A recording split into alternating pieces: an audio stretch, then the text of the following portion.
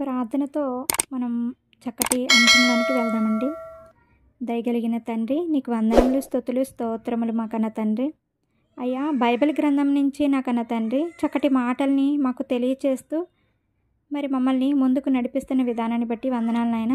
ఈ యొక్క సత్యవాక్యంలో నేను నడుస్తూ ప్రభా, అనేకులకి సువార్త పనిలో ప్రభా తండ్రి నీవే గొప్ప విజయాన్ని దయచేసి పెట్టమని ఈ చిన్న ప్రార్థన ఆలకించమని నజరేయుడైన యేసుక్రీస్తు వారి పరిశుద్ధ నామమును బట్టి అడిగి వేడుకుంటున్నాం మా కన్న తండ్రి.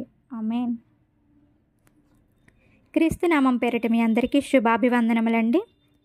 ఈరోజు పాఠం హానోకుని గురించి బైబిల్ గ్రంథం నుంచి చక్కటి పాఠాన్ని మనం నేర్చుకుందామండి. అయితే అందరికీ కూడా హానోక్ గురించి అనేకమైన అభిప్రాయాలండి. హానోక్ అంటే మనకి బైబిల్ గ్రంథం మందు చాలామంది కనిపిస్తారండి. అంటే మనము తెలుసుకునేది ఎవరి గురించి అంటే ఏరోదు కుమారుడైన హానోకుని గురించి. అయితే ఈయనపై అనేకమైన ఏకాభిప్రాయం లేకుండా ఒక్కొక్కరు ఒక్కో విధముగా చెప్పటం అనేది మనం చూస్తూ ఉన్నామండి. తెలుసుకోకపోతే మనం కూడా ఇదే నిజమని నమ్మేటట్లుగా ఉందండి. అయితే మనం వాక్యంలోనికి కనుక మనం పరిశీలనగా చదువుకున్నట్లయితే ఆదికాండము 5వ అధ్యాయము 21 నుంచి మనకు కనిపిస్తుందండి. హానోకు 65 ఏండ్ల వాడై బ్రతికి మెతూషెలను కనెను. అంటే ఇక్కడ ఎవరు అంటే మనం చూసాం కదండి, ఏరోదు కుమారుడైన హానోకును గురించి అని మనం తెలుసుకున్నాం. అతడు దేవునితో నడిచిన తరువాత అని వ్రాయబడి ఉంటుంది. అదే మనకి ఆదికాండము 5వ అధ్యాయం 24 వచనం దేవునితో నడవటం. అతను దేవునితో నడిచిన తర్వాత దేవుడు అతన్ని తీసుకొని పోయాను కనుక అతడు లేకపోయాను. ఇక్కడ దేవునితో నడవటం అంటే ఏదో ఇద్దరు మనుషులు చెయ్యి పట్టుకొని ఏదో వాకింగ్లా వెళ్ళటం కాదండి. అంటే దేవునితో అంటే నడవడం అంటే దేవునికి ఇష్టంగా ఉన్నట్లు. అంటే అదే మాట మనకి హెబ్రీ పత్రిక 11వ అధ్యాయంలో కూడా హానోకుని గురించి మనకి వ్రాయబడి ఉంటుందండి. అయితే దేవునికి ఇష్టడై ఉన్నట్లుగా మనకు కనబడుతుంది. దేవునికి ఇష్టంగా బ్రతకడం అంటే ఏంటంటే ఆయన మాట వినటమేనండి. వినటం అంటే ఎలా వస్తుందంటే విశ్వాసం ద్వారా. ఆ యొక్క వినటం వల్ల విశ్వాసం అనేది కలుగుతుంది. విశ్వాసం లేకుండా దేవునికి ఇష్టంగా ఉండటం అనేది అసాధ్యమండి. మరి ఆ యొక్క విశ్వాసం అనేది వినటం వల్ల వస్తుందని తెలుసుకున్నాం. దేవుడు అతనితో ప్రతిరోజు మాట్లాడుండవచ్చు, నిజమే కదండి. అప్పటి కాలంలో ఉన్న తాత ముత్తాతలు మరి చెప్తూ ఉన్న మాటలను బట్టి మరి హానోకు ఆదాముకి ఎన్నో వాడంటే 7వ తరం వాడని మనకి వ్రాయబడి ఉంటుందండి. అంటే 7వ తరం వాడు. ఇప్పుడు మనము కూడా చూస్తూ ఉంటాం, తాత ముత్తాతలు వాళ్ళు 4 తరాల వరకు మన అమ్మమ్మలు అంటే ముత్తాతమ్మ అని పిలుస్తూ ఉంటారు. అంటే 4 తరాల వరకు ఇప్పుడు చూస్తున్నారంటే మరి అప్పటి కాలాల్లో అండి కొన్ని వందల సంవత్సరాలు బ్రతికేవారు కదండి. మరి అప్పటి కాలంలో అంటే ఆదాము గారి చెప్పి ఉండవచ్చు దేవునితో నడవటం కానీ, నిజంగా ప్రతిరోజు మరి ఆదాముతో దేవుడు మాట్లాడేవాడు కదండి. వాటిని గురించి మరి తెలుపుతూ ఉండవచ్చు, తన తండ్రికే తెలపవచ్చు, మరి ఆ తండ్రి ద్వారా హానోక్ గారు తెలుసుకుని ఉండవచ్చు. అంటే అప్పట్లో ఏంటంటే దేవుడు ప్రతిరోజు మనం కూడా ఇప్పటికీ వింటూ ఉంటాం, అప్పట్లోని దేవుడు ప్రజలతో మాట్లాడేవారని, పూర్వీకులతో దేవుడు కనిపించేవాడని, ఎందుకంటే వారు కల్లా కాపటం ఎరగని వారని అని వ్రాయబడి చెప్పుకుంటూ ఉంటాం కదండి. మరి అలాగే బైబిల్ గ్రంథంలో కూడా ఇక్కడ హానోకు ప్రతిరోజు దేవునితో నడుచుచు, అంటే దేవుడితో ఎలా ఉన్నాడంటే విశ్వాసంతో ఉన్నాడండి. అంటే అప్పట్లో వాళ్ళకి ఏంటంటే పాపం పుణ్యం అనేది తెలియదు కదండి, దేవుడికి ఇష్టంగా బ్రతికినట్లు ఉండవచ్చండి. మరి హానోకు గారు ఇంకా మనం చూసుకున్నట్లయితే అతడు ప్రవక్తగా కూడా పిలువబడ్డాడండి. అదే మాట మనకి యోధా పత్రిక 1వ అధ్యాయం 14వ వచనంలో కనిపిస్తుందండి. ఆదాం మొదలుకొని 7వ వాడైన హానోకు వరకు ప్రవచించచ్చు. అంటే ఇక్కడ ప్రవచించడం ఎవరండి అంటే దేవుడు పంపగా వచ్చిన వాళ్ళు మన అందరం కదండి. మరి కానీ ఇక్కడ ప్రవక్తలు అంటే ఏంటంటే ప్రత్యేకించుకున్నవారు. ఇక్కడ హానోకు గారిని కూడా దేవుడు ప్రత్యేకించుకున్నారు. ఎందుకనంటే దేవునితో నడిచినట్లుగా, విశ్వాసం ఉంచినట్లుగా. విశ్వాసం లేకుండా ఎవరు కూడా దేవునికి ఇష్టంగా ఉండరు అని వ్రాయబడింది. అంటే దేవునికి ఇష్టంగా బ్రతకాలన్నా, ఆయనతో నడవాలంటే ఆయన మాటల ప్రకారం నడుచుకోవాలి కదండి. మరి అలాగే మనం చూసుకున్నట్లయితే మంది గురించి కూడా మనం చెప్పుకుంటూ ఉంటాం. ఏమనంటే వీరిద్దరు భలే చక్కగా, అంటే స్నేహితులే అవ్వచ్చు, భార్యాభర్తలే అవ్వచ్చు, ఇద్దరు కూడా ఒకరికొకరు ఎలా ఉన్నారంటే పెనవేసుకొని ఉన్నారే, ఒకరికొరకు ఒకరు బ్రతికినట్లుగా ఉంది అని చెప్పుకుంటూ ఉంటాం. ఎందుకనంటే వారు ఒకరికొకరు అంటే ఇద్దరు మనస్సు కూడా ఏకమై ఒకేలాగా ఆలోచించినట్లయితే వారి గురించి మనం చెప్పుకుంటూ ఉంటాం. అలాగే ఇక్కడ హానోకు గారు కూడా దేవుని యందు ఎలా ఉన్నాడంటే అలా అటువంటి చక్కటి నమ్మకంతో నడిచినట్లుగా మనం చూడగలం. ఇద్దరు కూడా ఒక మాట మీద, అంటే ఇక్కడ మనకు ఇంకో మాట ఏమైనా ఉంటుందంటే సమ్మతింపకుండా ఇద్దరు కూడి నడుతురా అని ఆమోసు గ్రంథం 3వ అధ్యాయం 3వ వచనంలో కనిపిస్తుంది. అంటే ఇద్దరు కూడా సమ్మతింపకుండా, అంటే ఒక మాట దేవుడు చెప్పారంటే ఆ మాట ప్రకారం నడుచుకుంటేనే కదండి. ఇప్పుడు మనమేమన్నాం, మన మాట ఎవరైనా వింటే వాళ్ళని మనం ఏమనుకుంటామంటే మనం చెప్పే ప్రతి మాట వీళ్ళు స్వీకరిస్తూ ఉంటే మన మాట వింటున్నారంటే మనం చెప్పినట్లుగా వింటున్నారే అంటే మనకి స్నేహితులుగా ఎంతో ఇష్టంగా వాళ్ళు చెప్పిన మాట మనము వినాలని ఆశపడుతూ ఉంటాం. అలాగే ఇక్కడ హానోకు గారు కూడా దేవుడు చెప్పినట్లుగా విని నడుచుకున్నట్లుగా మనం గ్రహించాలండి. మరి అలాగే మరొక మాటని మనం చూసుకున్నట్లయితే అదే యూదా పత్రిక 1వ అధ్యాయం 14వ వచనంలో చూసాం కదండి. ఇక్కడ ఆదా మొదలుకొని 7వ వాడైన హానోకు వరకు ప్రవచించుచు, అంటే ఇంకా ఏమని ప్రవచించాడంటే అతడు క్రీస్తు రాకడ గురించి కూడా ప్రవచించారండి.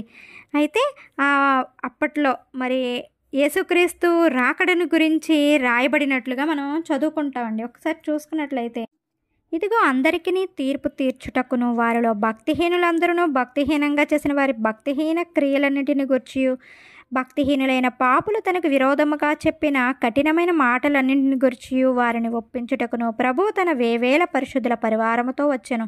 వారు తన దురాశల చొప్పున నడుచుచు లాభము నిమిత్తము మనుష్యుల కొనియాడుచు అంటే ఇక్కడంతా కూడా మనకి యేసుక్రీస్తు యొక్క ప్రభువు వేవేల పరిశుద్ధులతో కూడా వచ్చాను. అంటే ఇక్కడ యేసుక్రీస్తు రాకడను గురించి హానోకు గారు ప్రవచించారండి.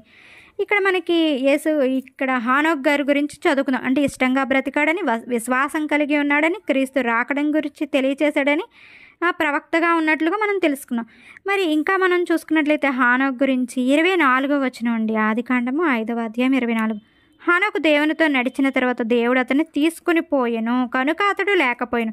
తీసుకుని పోయాను అంటే వీరేమనుకుంటున్నారంటే ఆయన శరీరంతో వెళ్ళిపోయాడని చెప్పి 99% అందరూ కూడా ఉద్దేశం ఏంటంటే హానోకు కనిపించలేదు, ఇంకా లేకపోయానని వ్రాయబడింది కనుక అతడు వెళ్ళిపోయాడు అనుకుంటున్నారు. అసలు తీసుకుని పోయాను అంటే ఏంటో మనం బైబిల్ గ్రంథం నుంచి చూసుకున్నట్లయితే యోబు గ్రంథము 1వ అధ్యాయము 19 నుండి 21 వరకు చూసుకున్నట్లయితే యోబు గ్రంథము 1వ అధ్యాయం.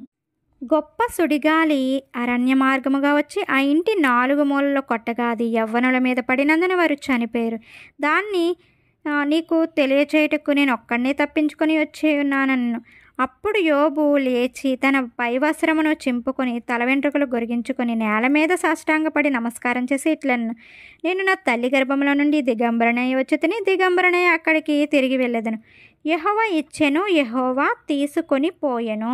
అంటే ఇక్కడ యోబు గారికి అతని యొక్క ఆస్తి కానీ, మరి అలాగే తన యొక్క కుమారులు కానీ కుమార్తెలు, ఆయనకి కుమారులు 7 కుమార్తెలు 3, అంటే 10 మంది. ఇక్కడ ఏమైందంటే అక్కడ అపవాదికి దేవుడు అనేది అప్పగించడం జరుగుతుంది. ఆ సమయంలో జరిగిన సందర్భంలో తన కుమారులు కుమార్తెలు కూడా ఆ యొక్క 10 మంది కూడా చనిపోయిన సందర్భంలో ఈ చెప్పిన మాట అండి. అంటే వారు చనిపోయిన తర్వాత ఇతడు చెప్తున్నాడు, యెహోవా ఇచ్చెను, యెహోవా తీసుకొని పోయెను. అంటే తీసుకొని పోవటం అంటే ఇక్కడ మనకి అర్థమైంది ఏంటంటే చనిపోయినట్లుగా రాయబడింది. అంటే ఇక్కడ తీసుకొని పోయాను హానోకు అంటే అందరూ ఏమనుకుంటున్నారంటే శరీరంతో వెళ్ళిపోయాడు అనుకుంటున్నారు. కానీ శరీరం అయితే విడిచిపెట్టి ఉండవచ్చు, విడిచిపెట్టి అతడు చనిపోయాడు.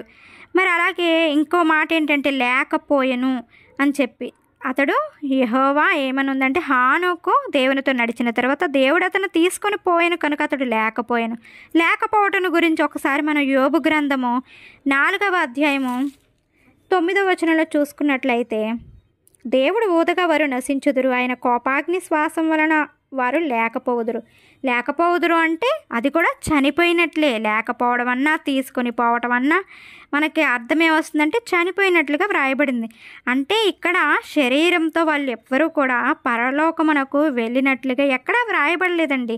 వాక్యాన్ని ఏంటంటే కొంత అచ్చట కొంత ఇచ్చట వ్రాయబడి ఉంటుందని మనకు తెలియపరచబడుతుంది. అంతేగాని ఉన్న మాటని ఒక్క మాటని తీసుకుని వాళ్ళు ఇష్టం వచ్చినట్లుగా తీసుకుని పోయానంటే శరీరంతో వెళ్ళిపోయారని చెప్పి వాళ్ళు అనుకుంటున్నారు. కానీ వాక్యాన్ని పరిశీలించి చదవాలండి. ఒకసారి హెబ్రీ పత్రిక 11వ అధ్యాయము 13వ వచనం చూసుకున్నట్లయితే, వీరందరూ ఆ వాగ్దానముల ఫలం అనుభవింపకపోయినను దూరం నుండి చూచి వందనము చేసి తాము భూమి మీద పరదేశులమును యాత్రికులమై ఉన్నామని ఒప్పుకొని విశ్వాసము గలవారే మృతి పొందిరి. ఇక్కడ విశ్వాస వీరుల గురించి హెబ్రీ పత్రిక 11వ అధ్యాయం అంతా కూడా విశ్వాస వీరులండి అక్కడ మనకి కనబడుతూ ఉంటుంది. మరి ఇక్కడ ఎవరంటే హానోక్ గురించి మనకి పైన వచనంలో మనకు కనిపిస్తుంది. విశ్వాసమును బట్టి 5వ వచనంలో విశ్వాసం బట్టి హానోకు మరణం చూడకుండానట్లు కొనిపోబడినని ఇక్కడ వ్రాయబడి ఉంది. కానీ కింద వాక్యంలో ఏమనుందంటే భూమి మీద వీళ్ళు పరదేశులు యాత్రికులై ఉండి వారు విశ్వాసం గలవారే మృతి పొందిరి. ఇక్కడ మాటలు అంటే విశ్వాసం ద్వారా అందరూ కూడా మృతి పొందారంటే అందరూ మృతి పొందారండి. అదే మాట మనకి 1వ కొరింథీ పత్రిక 15వ అధ్యాయం 22వ వచనంలో ఆదామునందు అందరూ ఎలాగ మృతి పొందిరో అందరూ అంటే ఇక్కడ అందరూ కూడా మృతి పొందినట్టు ఆదాము మొదలుకొని మరణించిన వారంతా కూడా ఎక్కడున్నారు అంటే పరదేశంలో ఉన్నారు. ఇక్కడ మరణించారా ఇంకా మరి అతను కొనిపోబడును తీసుకుని పోయాను అంటే చాలామంది చెప్పే మాటలు ఏంటంటే పరలోకానికి వెళ్ళిపోయారు శరీరంతో అనుకుంటున్నారు. కానీ అందరూ మృతి పొందారని ఆదామునందు అందరూ మృతి పొందారని మనకి ఇక్కడ కొరింథీ పత్రిక రాయబడింది. మరి అలాగే కీర్తనలు 89:48 వచనంలో కూడా కీర్తనల గ్రంథము 89వ అధ్యాయము 48వ వచనంలో కూడా మరణమును చూడక బ్రతుకు నరుడెవడు, పాతాళ లోకమునకు వశం కాకుండా తాను తప్పించుకొనగలవాడెవడు. అంటే మరణం అనేది చూడకుండా బ్రతికే నరుడు లేడు. అంటే పుట్టిన ప్రతి వారు కూడా మరణించక తప్పదు అని చెప్పి మనకు వ్రాయబడింది. కాబట్టి శరీరముతో ఎవరో కూడా పరలోకానికి వెళ్ళలేదని దీన్ని బట్టి కూడా మనం తెలుసుకోవచ్చండి. అంటే వీరు చెప్తున్న మాటలు నిజంగా హానోకు చనిపోయి పరలోకానికి శరీరంతో వెళ్ళారా అంటే వెళ్ళలేదండి. అందరూ చెప్పే మాట ఏంటంటే ఒక హానోకే కానీ ఒక ఏలియా గారే కానీ యేసుక్రీస్తే కానీ ముగ్గురు కూడా శరీరంతో పరలోకానికి వెళ్ళారని చెబుతూ ఉన్నారు. అంటే వాక్యం అనేది వాళ్ళకి అర్థం కాకపోవటం వల్ల వీళ్ళు ఇలా చెప్తూ వారు కూడా మోసపోతున్నారండి. కాబట్టి ఈ నేటి పాటలో మనం తెలుసుకున్నది ఏంటంటే హానోకు శరీరముతో పరలోకానికి కొనిపోబడలేదు. అదే మాట మనకి యేసుక్రీస్తు వారు కూడా చెప్తారండి, పరలోకం నుండి దిగి వచ్చిన వాడే. అదే యోహాను సువార్త 3వ అధ్యాయం 13వ వచనంలో కనిపిస్తుంది.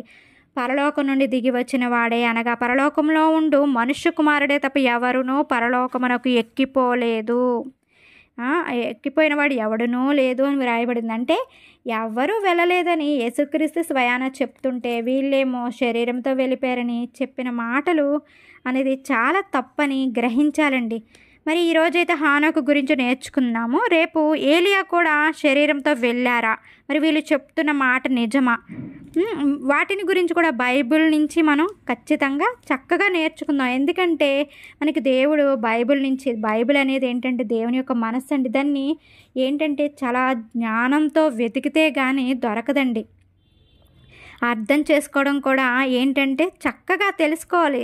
మనము సత్యాన్ని వింటున్నామా, ఈ మాటల ప్రకారం మనం జీవిస్తున్నామా, నిజమా అబద్ధమా, అందరూ చెప్పేది ఒకటేనా లేకపోతే ఏమైనా ఉందా అని వీళ్ళు చెప్పేది నిజమా కాదా. ఇప్పుడు వాక్యాన్ని చూపించి చెప్పడానికి గల కారణం కూడా ఏంటంటే ప్రతిదీ కూడా బైబిల్ నుంచి వ్రాయబడింది నిజమా అబద్ధమా అన్నది మనకి గ్రహింపు అనేది ఉండాలండి. లేకపోతే బైబిల్ చదవకపోతే ఎలా ఉంటుందంటే ఎవరు చెప్పినా అదే నిజం అనుకుంటాం. కాబట్టి మనము వాక్యాన్ని పరిశీలనగా చదువుకోవాలని ఖచ్చితంగా ఈ మాటల ప్రకారం మనం జీవించాలని కోరుకుంటూ ఈ నా మాటలు ముగిస్తున్నానండి. Thank you all. God bless you.